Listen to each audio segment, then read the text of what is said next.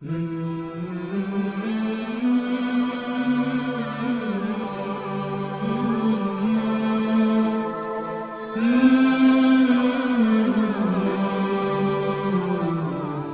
الحمد لله نحمده ونصلي على رسوله الكريم أما بعد فقد قال الله تعالى في القرآن الكريم وفي الفرقان المجيد قال أعوذ بالله من الشيطان الرجيم بسم الله الرحمن الرحيم إن الله وملائكته يصلون على النبي يا أيها الذين آمنوا صلوا عليه وسلموا تسليما اللهم صل على سيدنا محمد وعلى آل سيدنا محمد وبارك وسلم عليه.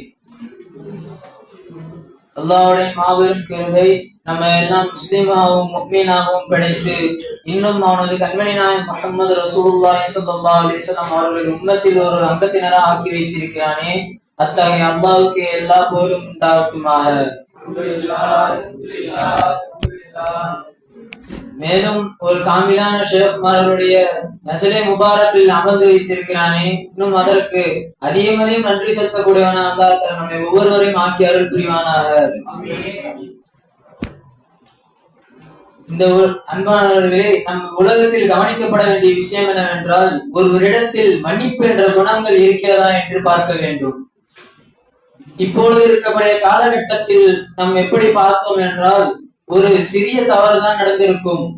இப்போ ஒரு வீட்டில் பார்த்தால் ஒரு தண்ணி பிடிக்க வேண்டிய இடத்துல அவங்க பிடிச்சிருப்பாங்க, அவங்க நம்ம குடத்தை வச்சு பிடிச்சிட்டு இருந்திருப்பாங்க, அதற்கு கூட நம்ம மன்னிக்க மாட்டோம்.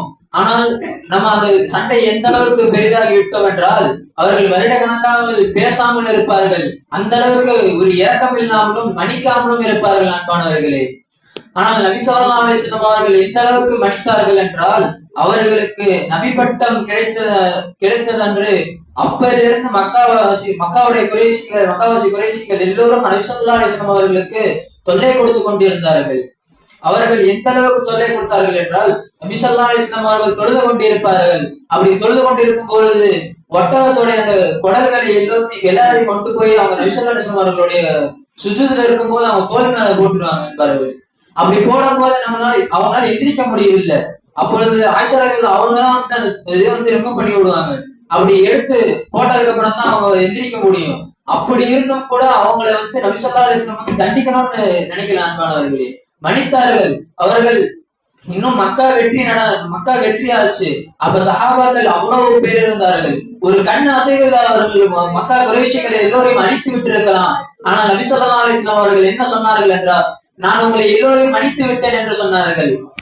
இன்னும் இந்த அவர்கள் இருக்கிறார்கள். அவர்கள் நபி ஸல்லல்லாஹு அலைஹி வஸல்லம் அவருடைய சிறிய தந்தையுடைய குடலை பிச்சு அவருடைய தொண்டையை பிச்சு எரிச்சு அந்த அளவுக்கு கொலை செய்தார்கள் அன்பானவர்களே. ஆனால் அப்படி இருந்தும் அவர்களுக்கு என்ன செய்தார்கள்? அவர்கள் நான் உங்களை மன்னித்து விட்டேன், மன்னித்ததும் அல்லாமல் அவர்களை இஸ்லாத்திற்கு அவர்களை தழுவினார்கள் அன்பானவர்களே. அவர்களுக்கு லா இலாஹ இல்லல்லாஹ் என்ற அந்த கலிமாவை போதித்தார் அன்பானவர்களே. இன்னும் அவர்கள் எந்த அளவுக்கு அவர்கள் பரிசாக அழிச்சாங்களா அன்பர்களே. நபி ஸல்லல்லாஹு அலைஹி வஸல்லம் அவர்கள் தாயிஃப் நகரில் சென்றார்கள். அப்பொழுது தாயிஃப் நகரில் சென்றிருக்கும் போது அவர்களை கல்லால் அடித்தார்கள். அப்பொழுது அவர்கள் புனிதமிட்டு அவர்களுடைய முகத்தில் இருந்து ரத்தம் வடிந்தது. அப்பொழுது ஜிப்ரீல் அலைஹிஸ்ஸலாம் அவர்கள் அவருடைய ரத்தத்தை பிடிப்பதற்காக வேண்டி வந்தார்கள். அப்பொழுது ஜிப்ரீல் அலைஹிஸ்ஸலாம் அவர்கள் கேட்டார்கள், உங்க ரெண்டு மலைக்கு நடுவுல தான் எங்க ஊர் இருக்கு தாயிஃப், நீங்க ஊர் சொல்லுங்க நபியே, நான் இந்த ஊரை நசிக்கிறேன் ரெண்டா இப்படின்னு சொன்னாங்க. அப்படி இருந்தும் கூட நபி ஸல்லல்லாஹு அலைஹி வஸல்லம் அவர்கள் என்ன சொன்னார்கள்? வேணாமா, அவர்கள் ஒன்றும் செய்ய வேண்டாம். இவர்கள் இஸ்லாத்தை ஏற்றுக்கவில்லை என்றால் அவர்கள் பிற்காலத்தில் வரக்கூடிய அவர்களுடைய சந்ததிகளை ஏற்றுக்கொள்வார்கள் என்று அவர்களை மன்னித்து விட்டார்கள் அன்பானவர்களே.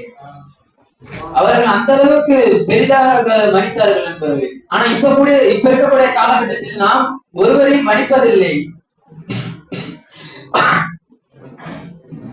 ஆனா இப்ப இருக்கக்கூடிய காலகட்டத்தில் நாம் யாரையும் மன்னிப்பதில்லை.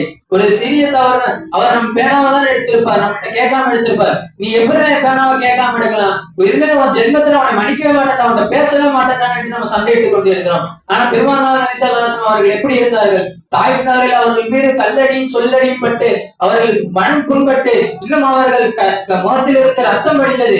அப்படி இருந்தும் கூட அவர்கள் நினைத்திருந்தார் என்றால் அது ஊரை நசுக்கி விட்டிருக்கலாம். ஆனா அப்படி இல்லாமல் ஸல்லல்லாஹு அலைஹி வஸல்லம் அவர்களை நான் மன்னித்து விட்டேன் அவர்களை அப்படி என்று பெருந்தன்மையாக அவர்கள் இருந்தார்கள் என்பார். எனவே நம்மளும் அந்த அதை போன்று இருக்க வேண்டும் அன்பானவர்களே. எனவே அல்லாஹ் தஆலா நம்மளை மன்னித்து இன்னும் நம்மளும் மன்னித்துக் கொள்வதற்காக ஒவ்வொருவரும் ஆக்கி அருள் புரிவாராக. ஆமீன். வாஹிரு தவானா அல்ஹம்துலில்லாஹி ரப்பில் ஆலமீன்.